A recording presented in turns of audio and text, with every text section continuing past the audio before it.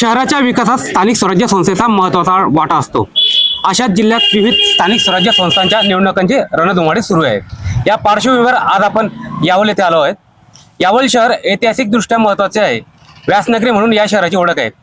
या निवडणुकीच्या निमित्ताने यावलकरांच्या भावी नगराध्यक्ष नगरसेवक यांच्याकडून काय अपेक्षा आहे हे आपण निवडणूक रणधुमाळी 2025 तरुण भारत आपल्या शहरात या कार्यक्रमाच्या निमित्ताने जाणून घेऊया। नमस्कार दादा, तरुण भारत लाईव्ह मध्ये आपलं स्वागत आहे। आपलं नाव?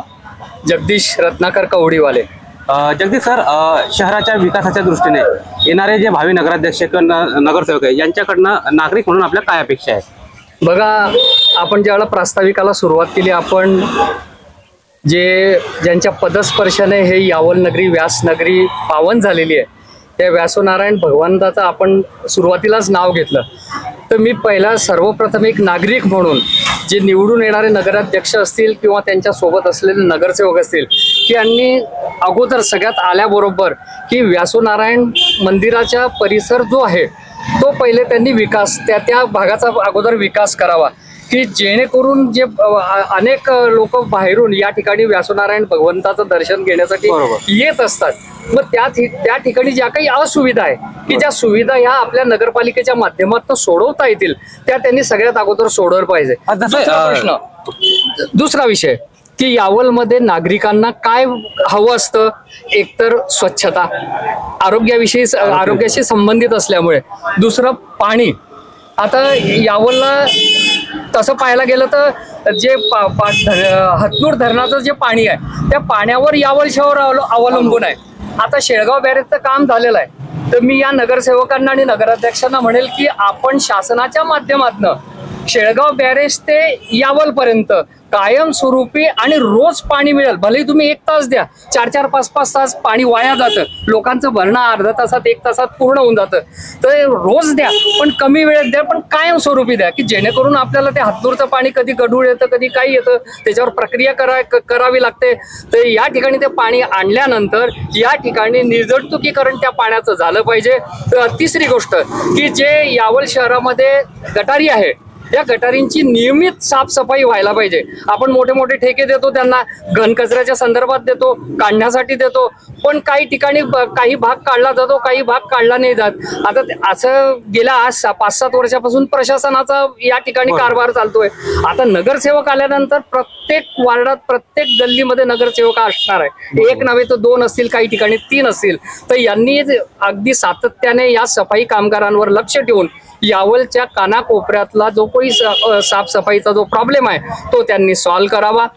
त्याचप्रमाणे जो विकसित भाग आहे यावलच्या, आता फैजपूर रोडकडे म्हणा किंवा भुसावळ रस्त्याने म्हणा, आता कॉलनी परिसर वगैरे वाढतोय, त्या वाढीव वस्ती जो आहे त्या वाढीव वस्तीवर देखील रोडाचा प्रश्न असेल, गटारीचा प्रश्न असेल, पाणी तिथेही नियमितपणे पाणी व्यवस्थित पोहोचत नाही।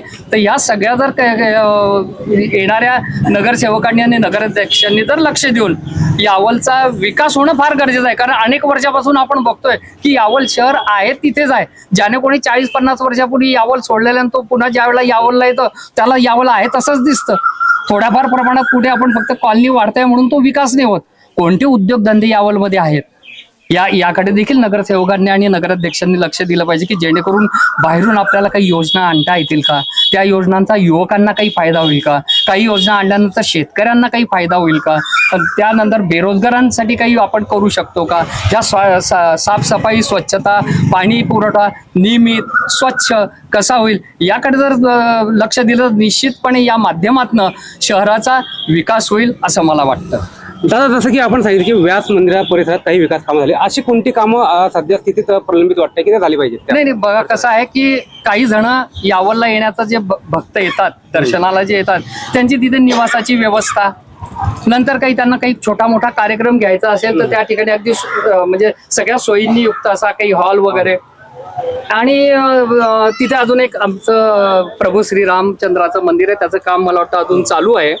तर या म्हणजे भक्तांना जे आवाज, जसं आपण शेगावचं उदाहरण दिलं मी, की शेगावला कसं की माणूस भक्त ज्या वेळेला तिथे दर्शनाला जातात त्यावेळेला तिथे त्यांना सगळ्या सोयी सुख सोयी मिळतात. बरोबर. आणि त्यांना त्याचा म्हणजे त्यांना आनंदही घेता येतो. तर तशी त्या परिसराची, तो परिसर खूप मोठा आहे, त्या परिसरामध्ये जर अशा सगळ्या सोयी सुविधा जर उपलब्ध करून दिला तर निश्चितपणे यावलच्या त्यामध्ये लोक येतील. तिथे काही आजूबाजूला त्या पूजेला साहित्य लागणारे जे काही उद्योगधंदे असतील, उद्योगधंदे त्यानिमित्तानं त्याला चालना मिळेल. नक्कीच नक्कीच. आपली जी मागणी आहे खरोखर रास्त आहे. म्हणजे शहर विकासाच्या दृष्टीने खूप महत्वाचे मुद्दे आपण मांडले आहेत. आपण इतरही काही नागरिक आहेत त्यांच्याशी चर्चा करूया. नमस्कार, आपलं नाव? नमस्कार, कडू पाटील. पाटील साहेब नमस्कार. नागरिक म्हणून यावल शहराच्या विकासासाठी भावी नगराध्यक्ष आणि भावी सदस्यांनी काय केलं पाहिजे असं आपल्याला वाटतं? काय प्रश्न शहराचे जे प्रामुख्याने सोडवले गेले पाहिजे? प्रामुख्याने जे जगदीश शेठ कवडीवाल्यांनी सांगितले ते फार महत्वाचे सांगितलेले, आणि मला असं वाटतं की खरं ते व्हायला पाहिजे. आम्ही ग्रामीण भागातून ज्या वेळेला यावलकडे येत असतो तर आम्हाला असं वाटतं की जसं आता एक बाहेरच्या नगरपालिकेमध्ये जसे विकास झाला तसा झालेला वाटत नाही. बरोबर. विकासाचा वेग इथं मंदावलेला आहे. बाजाराचा विषय आहे. ज्या ठिकाणी शुक्रवारला बाजार भरतो त्या ठिकाणी खूप वेगळे विषय आहेत. कॉम्प्लेक्सचे असतील, काही असतील, उद्योगधंद्याचे त्यांनी सांगितले ते योग्य आणि ते व्हायला पाहिजे. नक्कीच नक्कीच. या ज्या मागण्या नागरिक मांडतायत त्या अतिशय रास्त मागण्या आहेत. शहराच्या दृष्टीने या गोष्टी खरोखर पूर्ण झाल्या पाहिजे. कारण मतदार हा ज्यावेळेस मतदान करतो तो काही अपेक्षा बाळगून असतो लोकप्रतिनिधींकडनं, आणि त्या जर अपेक्षा पूर्ण नाही झाल्या किंवा त्या मागण्या जर पूर्ण होत नसेल तर मतदार याला हक्क आहे की तो त्या प्रश्नावरती आवाज उचलू शकतो. नक्कीच. दादा, आपलं नाव? माझं नाव पप्पू जोशी. जोशी साहेब, आपल्याला नागरिक म्हणून काय वाटतं? शहराच्या विकासात भर टाकलेल्या असे कोणते कामं झाले पाहिजे? आमच्या इथे सर्वपरी जो आठवडे बाजार आहे, इतकी घाण असते तिथे की तिथे बिलकुल बाहेरगावून खेड्यापाड्यातून जे महिला येतात त्यांची तिथे बाजार करण्याची पण इच्छा होत नाही. बरोबर. आणि तिथे चांगली साफसफाई झाली पाहिजे, तिथे चांगले ओटे झाले पाहिजे. आजूबाजूला बघितलं आमच्या इथे शेजारी सावदा वगैरे इथे चांगले रस्ते आहे, पण आमच्या इथले गल्ली बोळातले रस्ते ते खराब झालेले आहे. इथून चालणं पण म्हणजे नागरिकांना अडचणीत असतं. तर मग काय अपेक्षा आहे, काय झालं पाहिजे? आणि नगरपालिकेने व्यवस्थित लक्ष घालायला पाहिजे. काम करताना ठेकेदाराकडून चांगल्या पद्धतीने काम करून घेतलं पाहिजे. बरोबर. विकास कामं करत असताना पालिका प्रशासनाने ठेकेदारावर ते वचक राखत ते काम दर्जेदार पद्धतीने झाले पाहिजे अशी मागणी देखील या चर्चेतून समोर आली आहे. नमस्कार दादा, आपलं नाव? जगदीश देवरे, यावल. जगदीश सर, आपल्याला काय वाटतं नागरिक म्हणून शहराच्या विकासाच्या दृष्टीने लोकप्रतिनिधीने काय केलं पाहिजे? नगरपालिकेच्या ऑफिसच्या संबंधात ज्या काही नागरिकांच्या समस्या आहे त्या त्वरित सोडायला पाहिजे, पहिली गोष्ट. बरोबर.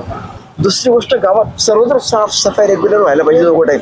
बरोबर. तिसरी गोष्ट, हे स्ट्रीट लाईट जे लावतात पथदिवांचा प्रश्न कधी बंद असतात, कधी चालू असतात, तर कधी लागतच नाही. त्याकडे लक्ष द्यायला पाहिजे.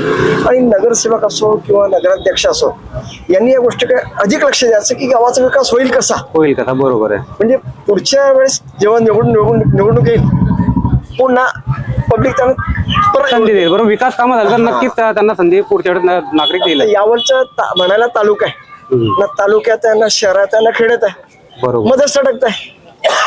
पाहिजे तशी प्रगती नाहीच नाही. तर बरोबर. नाही, आपल्या ज्या मागण्या आहे किंवा जो आपण जो प्रश्न मुद्दा उपस्थित केला आहे की यावल हे नगरपालिकेचं शहर आहे, पण विकासाच्या बाबतीत आजही इथे एखाद्या मागासलेल्या ग्रामपंचायतीप्रमाणे आहे अशी स्थिती या शहरात आहे. त्यामुळे लोकप्रतिनिधींनी आवर्जून या गोष्टीकडे लक्ष देऊन विकास साधला पाहिजे. दादा, आपलं नाव? माझं नाव सारंग बेडे आहे. मी यावल शहरात व्यापारी म्हणून काम करतो.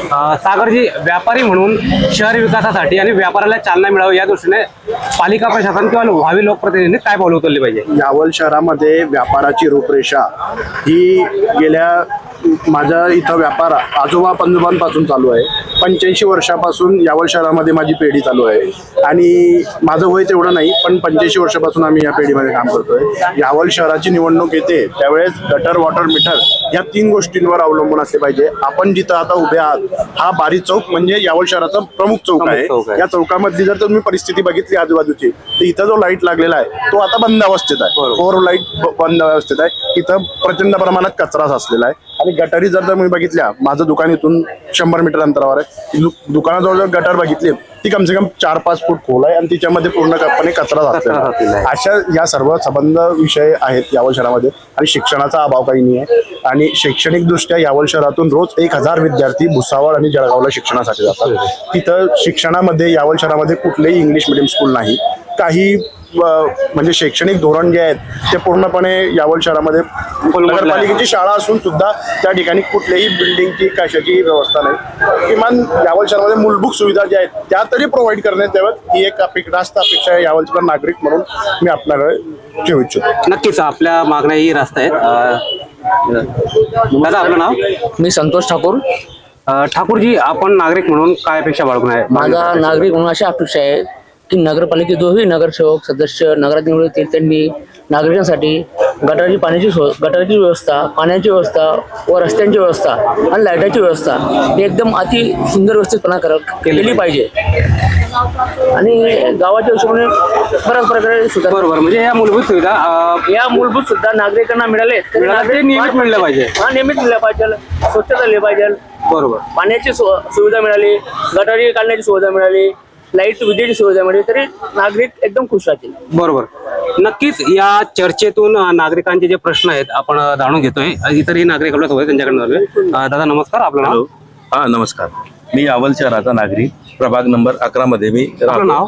माझं नाव यशवंत गोविंदराव जासू.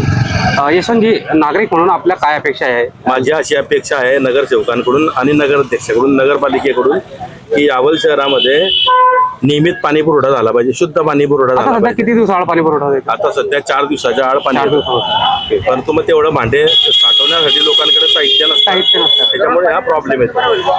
तर नियमित दररोज पाणी पुरवठा झाला पाहिजे अशी आपली मागणी आहे. अशी माझी मागणी आहे. अजून काही? आणि दुसरी गोष्ट अशी की यावल मधलं थोडं अतिक्रमण निघालं पाहिजे नगरपालिकेमार्फत. यावल शहरात CCTV कॅमेरे बसवले पाहिजे. पाण्याचा भरपूर गैरवापर होतो म्हणून मीटरिंग पद्धत चालू करायला पाहिजे. बरोबर, यावल शहरामध्ये मीटरिंग पद्धत चालू करायला पाहिजे. अजून दुसरी गोष्ट अशी, बाजारासाठी बाजार बऱ्याच वेळा रस्त्यात भरतो, तर तो आठवडे बाजारही रस्त्यातच भरतो हायवे. याच्यामुळे वाहतुकीला अडथळा निर्माण होतो. आठवडे बाजारासाठी व्यवस्था वेगळी स्वतंत्र असं यंत्रणा तयार केली पाहिजे, नवीन व्यवस्था केली पाहिजे असं नाही. नवीन व्यवस्था म्हणजे तिथलंच थोडं अतिक्रमण काढून तिथं व्यवस्थित बाजार भरला पाहिजे. बाजाराच्या ठिकाणी, आठवडे बाजाराच्या ठिकाणी हे, आणि इकडचे रस्त्यावरचा बाजार थोडा हे राहतो, तो चांगल्या ठिकाणी एखादी नगरपालिकेने चांगली व्यवस्था करून व्यापारी संकुले असली पाहिजे शहराच्या विकासाच्या दृष्टीने. आणि बऱ्याच व्यापारी लोकांना मूत्रीसाठी, संडाशीसाठी हाही प्रॉब्लेम येतो. तर ह्याही व्यवस्था नगरपालिकेने त्यांच्या खाजगी जागेमध्ये, त्यांच्या नगरपालिकेच्या जागेमध्ये केल्या पाहिजे व्यवस्था. ओके. महिलांसाठी, पुरुषांसाठी. शहरात आता सध्या सार्वजनिक शौचालय वगैरे मार्केट परिसरात नाहीच्या बरोबर आहे समजा. नाहीच्या बरोबर आहे. आणि क्रीडांगणाचा विषय असा आहे की यावल शहरातल्या जे मुलं आहे त्यांच्यासाठी ग्राउंड पाहिजे, कबड्डी, हॉकी हे खेळण्यासाठी क्रीडा संकुल या परिसरात झालं पाहिजे यावल शहरामध्ये. नमस्कार, आपलं नाव? माझं नाव ईश्वर यशवंत पाटील. ईश्वरजी, शहराचे नागरिक म्हणून आपल्या भावी नगराध्यक्ष किंवा सदस्यांकडनं काय अपेक्षा आहे? आणि पहिल्यांदा लोकांना वीज पुरवठा, पाणी पुरवठा, रस्ते. आता सध्या किती दिवसाआड पाणी पुरवठा होतोय? आता होतोय 2-3 दिवसाआड. 2-3 दिवसात. तर मग काय अपेक्षा आपले दररोज पाणी पुरवठा? हा, पाणी पुरवठा म्हणजे कसं एकदम व्यवस्थित करायला पाहिजे आणि सगळ्या नागरिकांना, गरिबांना, सर्वांना हे पाणी पुरवठा व्हायला पाहिजे. अजून काही समस्या शहरात की त्या लवकर सुटल्या पाहिजे अशी अपेक्षा आहे आपली? अपेक्षा म्हणजे तसे जर बघायला गेलं तर समस्यांचं इतकं हे आहे, अडचणीचा प्रश्न आहे की हे जे आपण आता ह्या गावातून जाता, काही ट्रॉफिक जाम होते, लोकांना म्हणजे अतिक्रमणाची समस्या देखील या शहरात आहे अशी थोडीफार. तर या समस्या सुटल्या पाहिजे अशी नागरिक म्हणून तुमच्या अपेक्षा आहे? नक्कीच. दादा आपलं नाव? घनश्याम चिंदुबारे.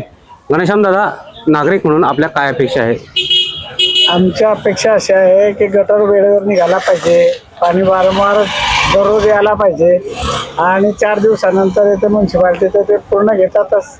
बरोबर. सध्या 4 दिवसाआड पाणी पुरवठा शहराला होतोय, पण नियमित झाला पाहिजे, दररोज आणि शुद्ध झाला पाहिजे अशी आपली अपेक्षा आहे. कचरे वगैरे गटर पूर्ण काढला पाहिजे, नियमित स्वच्छता देखील झाली पाहिजे. असे हलवलं की चालले, नुसतं पाईप हलवलं, पावडं हलवलं की काढताच आणि येताच, त्याच्यावर कोणी लक्ष ठेवत नाही. म्हणजे स्वच्छतेचा प्रश्न इथं गंभीर आहे, तो सोडवला गेला पाहिजे अशी आपली नागरिक म्हणून अपेक्षा आहे.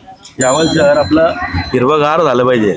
नगरपालिकेने झाडे लावले पाहिजे, चांगले नगरपालिकेने झाडे लावले पाहिजे प्रत्येक म्हणजे प्लॉट एरियामध्ये म्हणजे ग्रीन झोन तयार केला पाहिजे. ग्रीन झोन तयार केला पाहिजे नगरपालिकेने.